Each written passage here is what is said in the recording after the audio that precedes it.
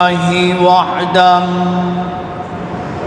والصلاة والسلام على من لا نبي بعده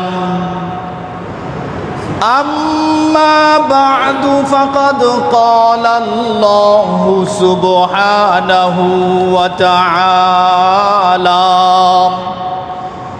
أعوذ بالله من الشيطان الرجيم بسم الله الرحمن الرحيم ولا تركنوا إلى الذين ظلموا فتمسكم النار وما لكم من دون الله من أولياء ثم لا تنظرون. وعن ابن عباس رضي الله تعالى عنهما قال بعث النبي صلى الله عليه وسلم معاذا إلى اليمن فقال اتق دعوة المظلوم فإنها ليس بينها وبين الله حجاب أو كما قال الرسول صلى الله عليه وسلم. رواه البخاري رحمه الله. صدق الله مولانا العظيم وصدق رسوله النبي الكريم ونحن على ذلك لمن الشاهدين والشاكرين والذاكرين والحمد لله رب العالمين. हम दरगाह तुझोयम हम दरगाह तुबोयम हम तौहीद तुबोयम के बतौहीद सजाई तू खुदावंद यमीनी तू खुदावंद यसारी तू खुदावंद ज़मीनी तू खुदावंद समाई तू करीमी तू रहीमी तू समीई तू बसीरी तू मुइज़्ज़ी तू मुज़िल्ली मलिकुल अर्श अलाई ननायाज़द विलादत नब फरजंद तू हाजतो तू जलीलुल जबरूती तू अमीरुल उमराई न तू वस्फ तू गुफ्तन के तू दर वस्फ ने गंजी न तू शरह तू दादन के तू दर शरह नयाई। सम्मानित मुसल्लियाने किराम, शुरूतेई महान परवरदिगारे आलम महामहिम प्रतिपालक खुदावंद कुद्दूस रब्बे जुल जलालेर दरबारे लाख कोटी शुक्रिया ज्ञापन करছি যিনি দয়া আর অনুকম্পা প্রদর্শন করে আজকে জুমার নামাজের উদ্দেশ্যে আমাদেরকে মসজিদে আসবার বসবার তৌফিক এনায়েত করেছেন। এই জন্য অন্তরের অন্তঃস্থল থেকে কালিমাতুশ শুকুর আদায় করি। সকলেই পড়ে নেই আলহামদুলিল্লাহ। সম্মানিত হাজিরিন, আল্লাহ পাক রব্বুল আলামিন আমাদেরকে একটি সংবিধান দিয়েছেন। এই সংবিধান মহাগ্রন্থ, ঐশী গ্রন্থ আল কোরআন। প্যারে হাজরিন, আল্লাহ পাক রব্বুল আলামিন ঐশী গ্রন্থ আল কোরআনের বিভিন্ন জায়গায় আমাদের জীবন, আমাদের সার্বিক ব্যবস্থাপনা কি রকম হবে সেই বিষয়টি আল্লাহ পাক রব্বুল আলামিন ঐশী গ্রন্থ আল কোরআনে তুলে ধরেছেন। প্যারে হাজরিন, তাহলে আল্লাহ পাক রব্বুল আলামিন যখন আমাদের জীবন বিধান হিসেবে, সংবিধান হিসেবে আল কোরআন দিয়েছেন, তখন এই আল কোরআনকে আমাদের বাস্তব জীবনে প্রয়োগ করার এবং কোরআন কেন্দ্রিক জীবনযাপন করার দরকার আছে না নাই? প্যারে হাজরিন, আল্লাহ পাক রব্বুল আলামিন ঐশী গ্রন্থ আল কোরআনে বিভিন্ন সম্প্রদায়ের বিভিন্ন দুর্গতি তুলে ধরেছেন। এই বিষয়গুলো আল্লাহ পাক রব্বুল আলামিন কেন তুলে ধরলেন? কারণ আল্লাহ পাক রব্বুল আলামিন জানাতে চান, ও আমার প্রিয় বান্দারা, তোমাদের আগে তোমাদের মতো মানুষরাই দুনিয়ায় যে সকল কাজের কারণে লজ্জিত হয়েছে, যে সকল কাজের কারণে শাস্তির সম্মুখীন হয়েছে, সেই কাজগুলো তোমাদের অবশ্যই পরিহার করে চলতে হবে, সেই কাজগুলো থেকে তোমাদের দূরে থাকতে হবে। সম্মানিত হাজরিন, এই রকম একটি বর্ণনা আল্লাহ পাক রব্বুল আলামিন ঐশী গ্রন্থ আল কোরআনের সূরা ফাজরের 6 থেকে 14 নম্বর আয়াত পর্যন্ত তুলে ধরেছেন। কোন সূরা, নাম কি? সূরা ফাজর, আয়াত নম্বর 6 থেকে 14। আল্লাহ পাক রব্বুল আলামিন এই কয়েকটি আয়াতের মধ্যে 3টি বিশেষ সম্প্রদায়ের বর্ণনা দিয়েছেন। আল্লাহ পাক রব্বুল আলামিন বলছেন, আলাম তারা কাইফা ফাআলা রাব্বুকা বিআদ ইরামা যাতিল ইমাদ আল্লাতী লাম ইউখলাক মিসলুহা ফিল বিলাদ। আল্লাহ পাক রব্বুল আলামিন বলছেন, নবী মুহাম্মদ, তোমার রব আদ সম্প্রদায়ের সাথে কিরূপ আচরণ করেছে সেই বিষয়টা কি তুমি ভেবে দেখেছো? আদ সম্প্রদায়ের একটি বিশেষ বংশ ছিল, এই বংশের নাম হলো ইরম। ইরম বংশের এই লোকেরা অত্যন্ত শক্তিশালী ছিল, অত্যন্ত প্রাচুর্যের অধিকারী ছিল, ক্ষমতার অধিকারী ছিল।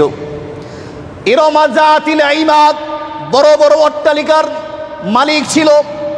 সম্মানিত হাজরিন, আল্লাহ পাক রব্বুল আলামিন বলছেন, আল্লাতী লাম ইউখলাক মিসলুহা ফিল বিলাদ, তারা যেরকম শৌর্য বীর্যের অধিকারী হয়েছিল, তারা যেরকম শক্তি সামর্থ্য লাভ করেছিল, যেভাবে বড় বড় অট্টালিকা নির্মাণ করেছিল, তাদের অতীতে এই জাতীয় শক্তি সামর্থ্য অট্টালিকাও আর কেউ নির্মাণ করতে পারে নাই। এইরকম একটা সম্প্রদায়, এইরকম একটা বংশ আল্লাহ পাক রব্বুল আলামিন বলছেন, ও নবী মুহাম্মদ, তোমার প্রভু এই সম্প্রদায়ের সাথে কিরূপ আচরণ করেছে তুমি কি ভেবে দেখেছো? এরপরে আল্লাহ পাক রব্বুল আলামিন বলছেন, ওয়াসামুদাল্লাযীনা জাবুস সখরা বিল ওয়াদ। সামুদ সম্প্রদায়, এই সম্প্রদায় পাহাড়ের পাথর কেটে বড় বড় ভবন নির্মাণ করত, শক্তিশালী প্রাসাদ নির্মাণ করত, দুর্গ নির্মাণ করত। তারাও অনেক শক্তি অর্জন করেছিল, তারাও সামর্থ্যবান হয়ে পড়েছিল। কিন্তু আল্লাহ পাক রব্বুল আলামিন বলছেন, নবী মুহাম্মদ, তুমি কি ভেবে দেখেছো, তুমি কি খেয়াল করেছো এই সম্প্রদায়ের সাথে তোমার রব কিরূপ আচরণ করেছে? এরপরে আল্লাহ পাক রব্বুল আলামিন বলছেন, ফিরাউন যিল আওতাদ, কিলোকের অধিকারী ফেরাউন। এই ফেরাউনের যে ধরনের অধ্যত্ব ছিল, এটার বর্ণনা নতুন করে করতে হবে না। সম্মানিত হাজরিন, আল্লাহ পাক রব্বুল আলামিন এই কিলোকের অধিকারী ফেরাউনের কথাও এই আয়াতগুলোতে বলেছেন। তারা কি করেছিল, তাদের অপরাধ কি ছিল, এই বিষয়টি আল্লাহ পাক রব্বুল আলামিন এর পরের অংশে তুলে ধরেছেন। তাহলে আল্লাহ পাক রব্বুল আলামিন এখানে কয় জাতির কথা বলেছেন? 1 নম্বর, আদ সম্প্রদায় তাদের ইরম বংশের কথা বলেছেন, যাদের কাছে নবী হুদ আলাইহিস সালাতু ওয়াস সালামকে প্রেরণ করা হয়েছিল। সামুদ সম্প্রদায়, যে সম্প্রদায়ের কাছে আল্লাহ পাক রব্বুল আলামিন তার প্রিয় নবী সালেহ আলাইহিস সালাতু ওয়াস সালামকে প্রেরণ করেছিলেন। ফেরাউন, এই ফেরাউনের কাছে আল্লাহ পাক রব্বুল আলামিন নবী মুসা এবং তার ভাই হারুন আলাইহিস সালামকে প্রেরণ করেছিলেন। তাদের অপরাধ আল্লাহ পাক রব্বুল আলামিন এই আয়াতগুলোতে দুটি তুলে ধরেছেন। এক নম্বর আয়াত আল্লাহ পাক রব্বুল আলামিন তুলে ধরেছেন আল্লাযীনা তাগাউ ফিল বিলাদ, তারা নিজ নিজ দেশে অধ্যত্ব করেছিল, আল্লাহ পাক রব্বুল আলামিনের নাফরমানিতে লিপ্ত হয়েছিল, তারা জুলুম নির্যাতনের স্টিম রোলার চালিয়েছিল, তারা কোনো ধরনের আল্লাহ পাক রব্বুল আলামিন স্রষ্টা হিসেবে যে সকল বিধান দিয়েছিলেন সেগুলোর কোনো ধরনের তোয়াক্কা করে নাই। সম্মানিত হাজরিন, তাহলে এক নম্বর তাদের অপরাধ হলো আল্লাযীনা তাগাউ ফিল বিলাদ, আর দুই নম্বর অপরাধ আল্লাহ পাক রব্বুল আলামিন তুলে ধরেছেন ফাকসারু ফিহাল ফাসাদ, তারা নিজ নিজ দেশে নৈরাজ্য তৈরি করেছিল, ফাসাদ সৃষ্টি করেছিল। এই দুই অপরাধ করেছে। আল্লাহ পাক রব্বুল আলামিন এই আয়াতগুলোতে এই দুই অপরাধের কথা তুলে ধরেছেন।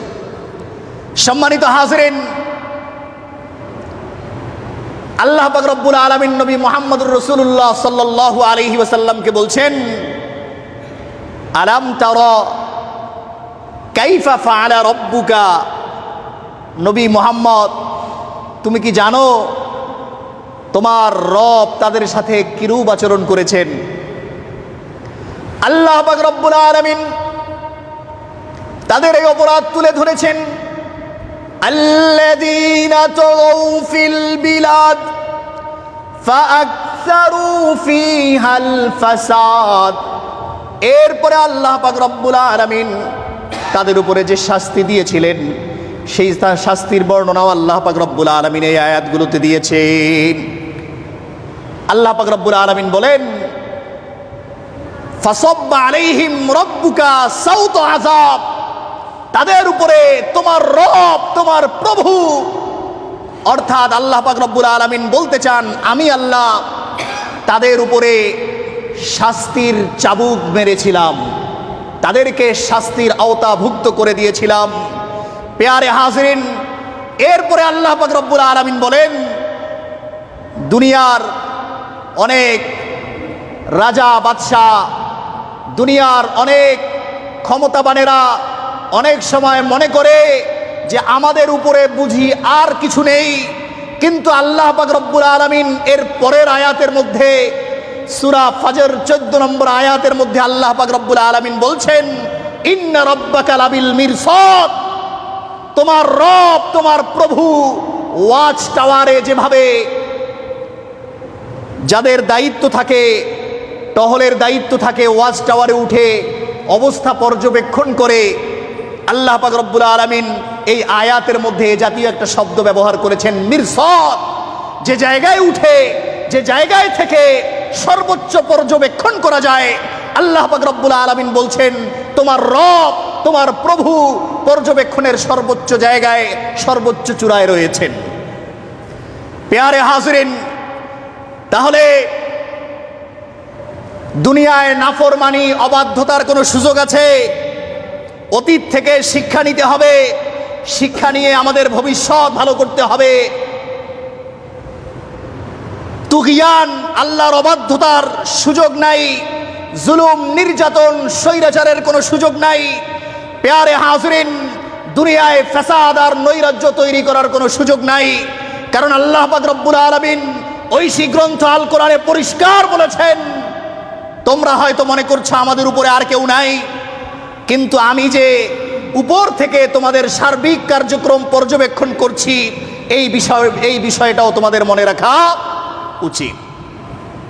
সম্মানিত হাজরিন, আল্লাহ পাক রব্বুল আলামিনের পাকড়াও কেমন হয়? আল্লাহ পাক রব্বুল আলামিন সূরা হুদের 102 নম্বর আয়াতে বলেন, ওয়াকাযালিকা আখযু রাব্বিকা ইযা আখাযাল কুরা ওয়া হিয়া যালিমা ইন্না আখযাহু আলীমুন শাদীদ। যখন যে সম্প্রদায়ের উপরে যে ধরনের শাস্তি এসেছে, তাদের অধ্যত্বের কারণে, তাদের জুলুম নির্যাতনের কারণে, তাদের ফেসাদ সৃষ্টি করবার কারণে, নৈরাজ্য তৈরি করবার কারণে, আল্লাহ পাক রব্বুল আলামিন বলেন, ওয়াকাযালিকা আখযু রাব্বিক, তোমার প্রভুর পাকড়াও কিন্তু এমনই। কেমন পাকড়াও? যেমন পাকড়াও যে সম্প্রদায়কে আল্লাহ পাক রব্বুল আলামিন যেভাবে পাকড়াও করেছেন, ইন্না আখযাহু আলীমুন শাদীদ। আল্লাহ পাক রব্বুল আলামিন বলছেন, ও নবী মুহাম্মদ, তোমার প্রভুর পাকড়াও কিন্তু আলিম, অত্যন্ত মর্মন্তুদ, শাদীদ, অত্যন্ত কঠোর। আল্লাহ পাক রব্বুল আলামিন কখনো ছাড় দিতে পারেন কিন্তু ছেড়ে দেন। কথা বলতে হবে, আল্লাহ পাক রব্বুল আলামিন ছাড় দেন কিন্তু কখনো ছেড়ে দেন না। এই আয়াতগুলোতে আল্লাহ পাক রব্বুল আলামিন পরিষ্কার এই বিষয়গুলোকে উপস্থাপন করেছেন। প্যারে হাজরিন, যারা অধ্যত্ব করবে, যারা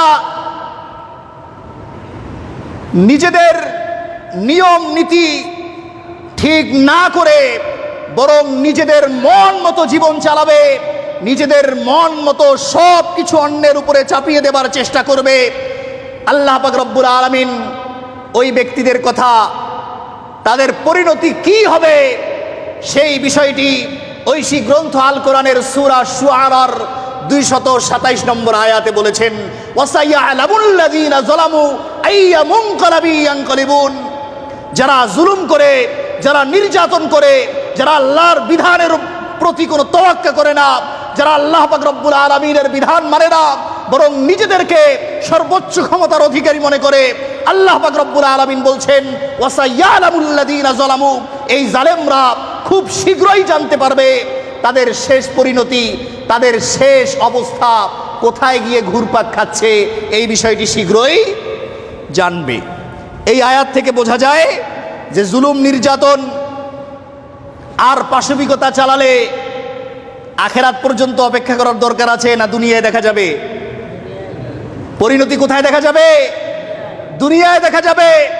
এ কারণেই তো বিশ্বনবী মুহাম্মদুর রাসূলুল্লাহ সাল্লাল্লাহু আলাইহি ওয়াসাল্লাম হাদিসে বলেছেন, তিরমিজি শরীফের 2511 নম্বর হাদিসে এসেছে, মা মিন যামবিন আজদারু আন ইউআজ্জিলাল্লাহু লিসাহিবিহিল উকুবা ফিদ দুনিয়া মা মা ইয়াদখিরু লাহু ফিল আখিরাহ মিনাল বাগি। আল্লাহ পাক রব্বুল আলামিন দুইটা অপরাধ আছে, এই দুইটা অপরাধের শাস্তি আখিরাতে তো দিবেনই, দুনিয়াতেও দেখিয়ে দিবেন। এই কথা বিশ্বনবী মুহাম্মদুর রাসূলুল্লাহ সাল্লাল্লাহু আলাইহি ওয়াসাল্লাম এই হাদিসের মধ্যে বলেছেন। এক নম্বর হচ্ছে মিনাল বাগি, এক নম্বর হচ্ছে জুলুম নির্যাতন, এক নম্বর হচ্ছে আল্লাহ পাক রব্বুল আলামিনকে, তার বিধানকে তোয়াক্কা না করে চলা, তার নাফরমানি করা, তার অবাধ্যতা করা, আর একটা হচ্ছে কতিআতির রহিম, আত্মীয়তার সম্পর্ক ছিন্ন করা। প্যারে হাজরিন, তাহলে আল্লাহ পাক রব্বুল আলামিনের বিধানের প্রতি বৃদ্ধাঙ্গুলি প্রদর্শনের কোনো সুযোগ আছে? কথা বলতে হবে, সুযোগ আছে? আত্মীয়তার সম্পর্ক ছিন্ন করারও কোনো সুযোগ নাই। এই দুই অপরাধ যারা করবে আখেরাতে তাদের জন্য শাস্তি অপেক্ষা করছে, কিন্তু দুনিয়াতেও তাদের শাস্তি দেখতে হবে, দুনিয়াতেও শাস্তির সম্মুখীন হতে হবে। সম্মানিত হাজরিন, আসলে কারণটা কি? কেন জুলুম নির্যাতনের সর্বোচ্চ পর্যায়ে চলে গেলে আল্লাহ পাক রব্বুল আলামিন আর দেরি করতে চান না, দুনিয়াতেই শাস্তির সম্মুখীন করে দেন? এর কারণটা সহিহ বুখারীর 2448 নম্বর হাদিসের মধ্যে বিশ্বনবী মুহাম্মদুর রাসূলুল্লাহ সাল্লাল্লাহু আলাইহি ওয়াসাল্লাম ইরশাদ করে দিয়েছেন। আন ইবনে আব্বাস রাদিয়াল্লাহু তাআলা আনহুমা قال بعث النبي صلى الله عليه وسلم معاذا إلى اليمن فقال اتقي دعوة المظلوم فإنها ليس بينها وبين الله حجاب। বিশ্বনবী মুহাম্মদুর রাসূলুল্লাহ সাল্লাল্লাহু আলাইহি ওয়াসাল্লাম যখন মুআজ বিন জাবাল রাদিয়াল্লাহু তাআলা আনহুকে গভর্নর বানিয়ে ইয়ামানের দিকে পাঠাচ্ছেন, বিশ্বনবী মুহাম্মদুর রাসূলুল্লাহ সাল্লাল্লাহু আলাইহি ওয়াসাল্লাম বলছেন, মুআজ রে, ইত্তাকি দাওয়াতাল মাজলুম, মাজলুম নির্যাতিত নিপীড়িত যারা হয় তাদের দোয়া থেকে, তাদের বদদোয়া থেকে বেঁচে থাকো।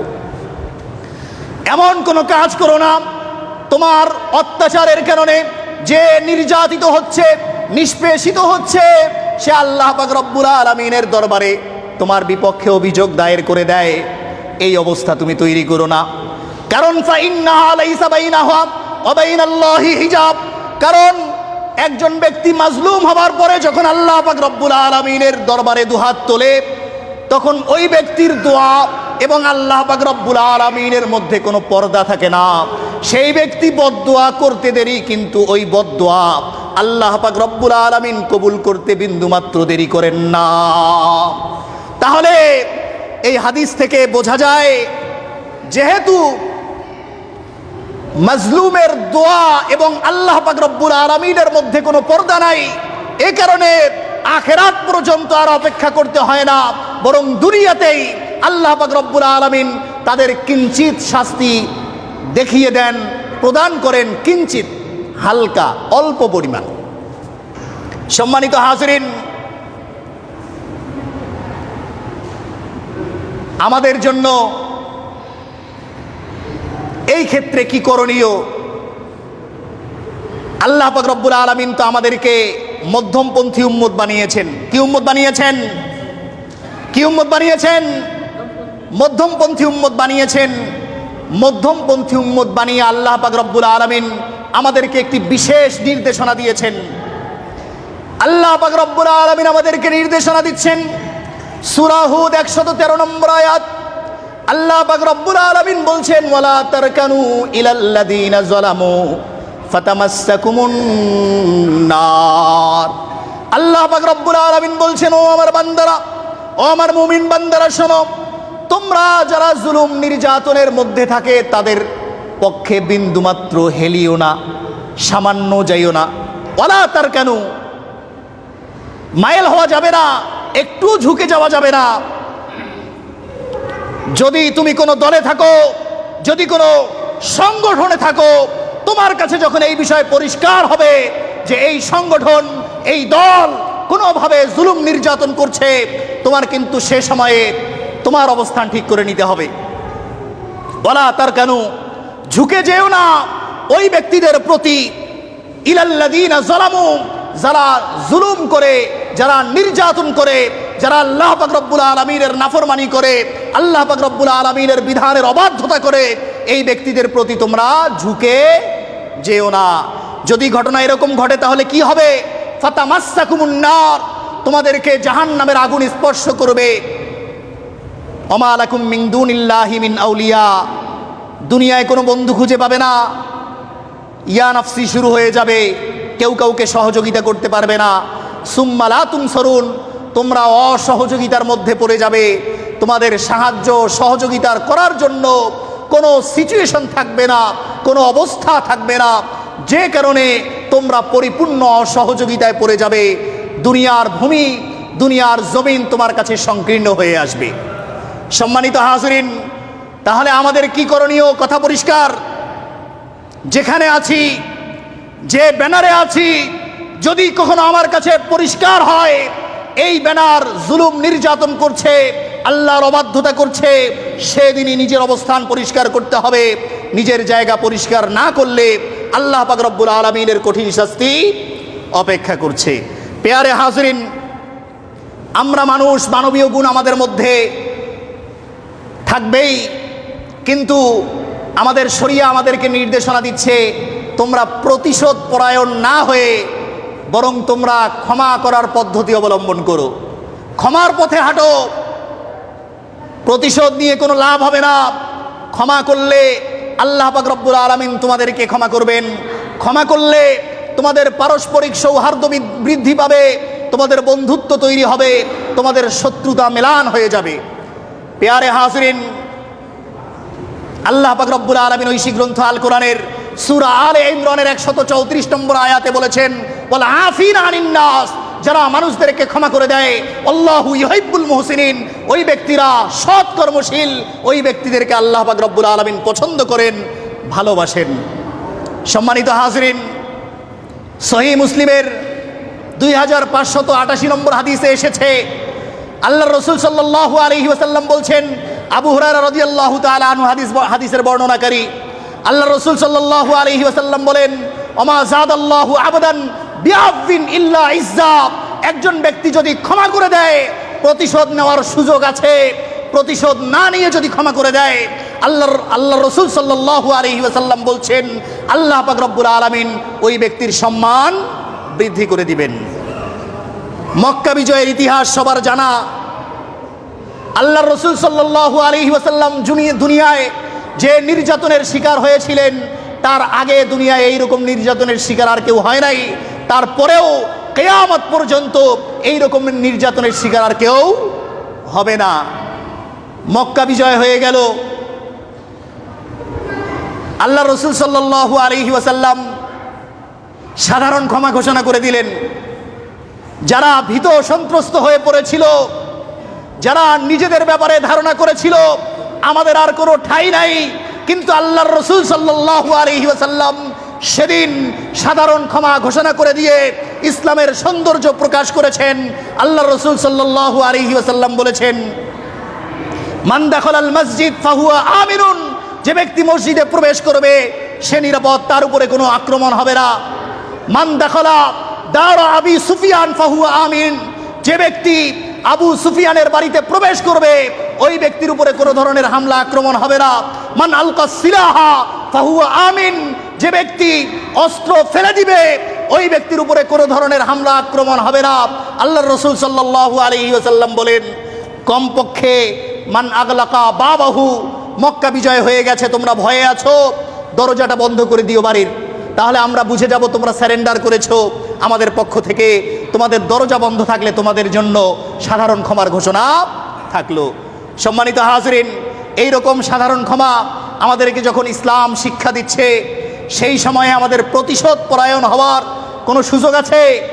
কথা বলতে হবে, সুযোগ আছে।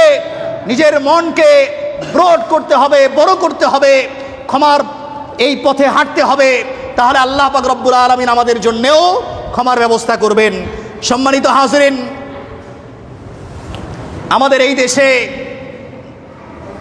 আমাদের পাশাপাশি অন্য ধর্মাবলম্বী, বিশেষ করে হিন্দু ভাইয়েরা বসবাস করে, আমাদের আশপাশেই তারা রয়েছে, তাদেরকে নিরাপত্তা দেওয়ার দায়িত্ব আছে না নাই? আমাদের কথা বলতে হবে, নিরাপত্তা দেওয়ার দায়িত্ব আছে। একবার এক ঘটনা ঘটলো, সহিহ বুখারীর 1311 নম্বর হাদিসে এসেছে, জাবের রাদিয়াল্লাহু তাআলা আনহু বলছেন, মাররা বিনা জানাজাতুন ফাকামা লাহান নবী সাল্লাল্লাহু আলাইহি ওয়াসাল্লাম। জাবের রাদিয়াল্লাহু তাআলা আনহু বর্ণনা করছেন, একবার একটা জানাজা আমাদের পাশ দিয়ে যাচ্ছে, আল্লাহর রাসূল সাল্লাল্লাহু আলাইহি ওয়াসাল্লাম ওই লাশ দেখে দাঁড়িয়ে গেলেন। ফাকুমনা বিহি, এই দৃশ্য দেখে রাসূলের সাথে আমরাও দাঁড়িয়ে গেলাম। এরপরে ফাকুলনা ইয়া রাসূলুল্লাহ ইন্নাহা জানাজাতু ইয়াহুদিয়িন, আমরা বললাম, ওগো আল্লাহর নবী, এটা তো একটা ইহুদির লাশ। আল্লাহর রাসূল সাল্লাল্লাহু আলাইহি ওয়াসাল্লাম ঘোষণা করছেন, ইদা রাআইতুমুল জানাজাতা ফাকুমু, যখন তোমরা কোনো লাশকে দেখো, সে মুসলমান হোক কিংবা না হোক, তোমরা তার সম্মানার্থে, অর্থাৎ সে যে এই তোমার পাশ অতিক্রম করে যাচ্ছে সেই জন্য তোমার দাঁড়িয়ে যেতে হবে, দাঁড়িয়ে যাবে তুমি।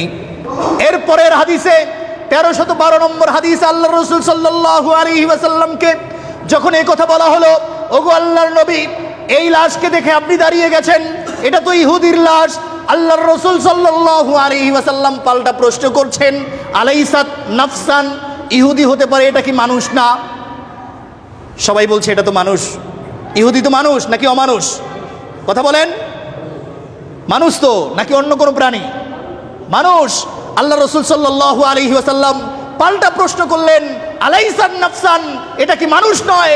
যদি মানুষ হয় তাকে তো সম্মানিত করেছেন আল্লাহ পাক রব্বুল আলামিন, ওয়ালাকাদ কাররামনা বানি আদম, আমি বনি আদমকে, সে ইহুদি হোক, খ্রিস্টান হোক, মুশরিক হোক, কাফের হোক, সকলকে আমি সম্মানিত করেছি। এই কারণে সকলের প্রতি সৌহার্দ্য প্রকাশ করার দরকার আছে না নাই? আল্লাহর রাসূল সাল্লাল্লাহু আলাইহি ওয়াসাল্লাম এক হাদিসের মধ্যে কঠিন হুঁশিয়ারি উচ্চারণ করেছেন। সুনানে আবু দাউদ শরীফের 3052 নম্বর হাদিসে এসেছে, আল্লাহর রাসূল সাল্লাল্লাহু আলাইহি ওয়াসাল্লাম বলছেন, মান যালামা মুআহাদান, তোমাদের দেশে যে অন্য ধর্মাবলম্বী রয়েছে, যদি কোনো ব্যক্তি ওই অন্য ধর্মাবলম্বীর উপরে জুলুম করে, আবিন তাকাসাহু, তার হক নষ্ট করে, আও কাল্লাফাহু ফাওকা তাকাতিহি, তার উপরে অতিরিক্ত কোনো বিষয় যদি চাপিয়ে দেয়, আও আখাযা মিনহু শাইআন বিগাইরি তিবি নাফসিন, তার আনন্দ চিত্ত ছাড়া, সন্তুষ্ট চিত্ত ছাড়া তার কাছ থেকে জোর করে যদি কোনো কিছু নিয়ে নেয়, আল্লাহর রাসূল সাল্লাল্লাহু আলাইহি ওয়াসাল্লাম কি হুঁশিয়ারি দিয়েছেন আপনারা কি শুনতে চান? শুনতে চান কি হুঁশিয়ারি দিয়েছেন?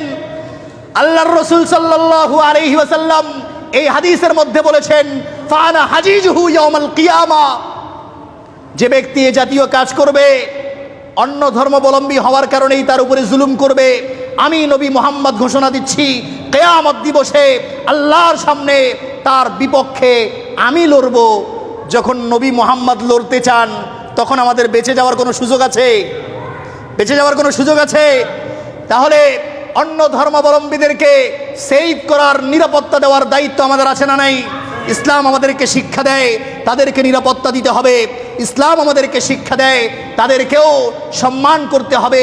এ কারণে অবশ্যই তাদের সাথে অসৎ আচরণের কোনো সুযোগ নাই। সহিহ বুখারীর 3166 নম্বর হাদিসে এসেছে, আল্লাহর রাসূল সাল্লাল্লাহু আলাইহি ওয়াসাল্লাম বলেন, হাদিসের বর্ণনাকারী আব্দুল্লাহ বিন আমর রাদিয়াল্লাহু আনহুমা, قال النبي صلى الله عليه وسلم, বিশ্বনবী মুহাম্মদুর রাসূলুল্লাহ সাল্লাল্লাহু আলাইহি ওয়াসাল্লাম বলেন, মান কাতালা মুআহাদান, যে ব্যক্তি তোমাদের দেশে থাকা অন্য কোনো ধর্মাবলম্বীকে হত্যা করবে, নিহত করবে, লাম ইয়ারিহ রাইহাতাল জান্নাহ, এই ব্যক্তি জান্নাতের ঘ্রাণও পাবে না। ওয়া ইন্না রিহাহা তুজাদু মিন মাসিরাতি 40 আমা, আর জান্নাতের সুঘ্রাণ 40 বছর অতিক্রম করলে যে পদ অতিক্রম করা যায়, এই রকম দূরত্ব থেকেও জান্নাতের সুঘ্রাণ পাওয়া যাবে। তাহলে এই হাদিসের মধ্যে পরিষ্কার এই কথা বোঝা যাচ্ছে যে অন্য ধর্মাবলম্বী যারা আছে তাদের সাথে জুলুমের, নির্যাতনের আচরণ করার কোনো সুযোগ নাই। তাদেরকেও নিরাপত্তা দিতে হবে, তাদের সাথেও সৎ আচরণ করতে হবে। বিশেষ করে বর্তমান যে সিচুয়েশন তৈরি হয়েছে, এই সিচুয়েশনে তাদেরকে বিশেষ নিরাপত্তা দেওয়ার দায়িত্ব আমাদের আছে। কোনো ব্যানার থেকে তাদের নিরাপত্তা দেওয়ার জন্য স্পেশাল টিম তৈরি করা হয়েছে। আমি তাদেরকে সাধুবাদ জানাই। আমাদের সকলেরই নিজ নিজ জায়গা থেকে তাদের নিরাপত্তার জন্য মন মানসিকতা এবং নিজের সকল কার্যক্রম পরিচালনা করা উচিত। সম্মানিত হাজরিন, বাংলাদেশের এই পরিস্থিতিতে লুটতরাজ দেখা দিচ্ছে। একটা পক্ষ, এই পক্ষটা চোর পক্ষ, ডাকাত পক্ষ। এটা কোনো ব্যানারের অধীনে নয়। যারা চুরি করে তাদের কোনো দল থাকতে পারে না, যারা ডাকাতি করে তাদের কোনো দল থাকতে পারে না, তাদের কোনো ব্যানার থাকতে পারে না, তাদের কোনো প্ল্যাটফর্ম থাকতে পারে না। তারা দুনিয়ার শত্রু, তারা তো বিশ্ব মানবতারও শত্রু। সম্মানিত হাজরিন, তাহলে আমাদের নিজ নিজ জায়গা থেকে সচেতন থাকতে হবে। চুরি, ডাকাতি, লুটপাট, লুণ্ঠন এগুলো যাতে কোনো ক্রমেই না হয়, অবশ্যই প্রতিহত করতে হবে। আমাদের পাশে থাকা অন্য ধর্মাবলম্বী ভাইদেরকে পরিপূর্ণ নিরাপত্তা দিতে হবে। আল্লাহ পাক রব্বুল আলামিন আমাদের নিজ নিজ জায়গা থেকে ইসলামের পথে বলিয়ান হয়ে বলিষ্ঠ কণ্ঠস্বর আমাদেরকে প্লেস করবার তৌফিক দান করুক। সকলেই বলি আমিন। ওয়া আখিরু দাওয়ানা আনিল হামদুলিল্লাহি রাব্বিল আলামিন।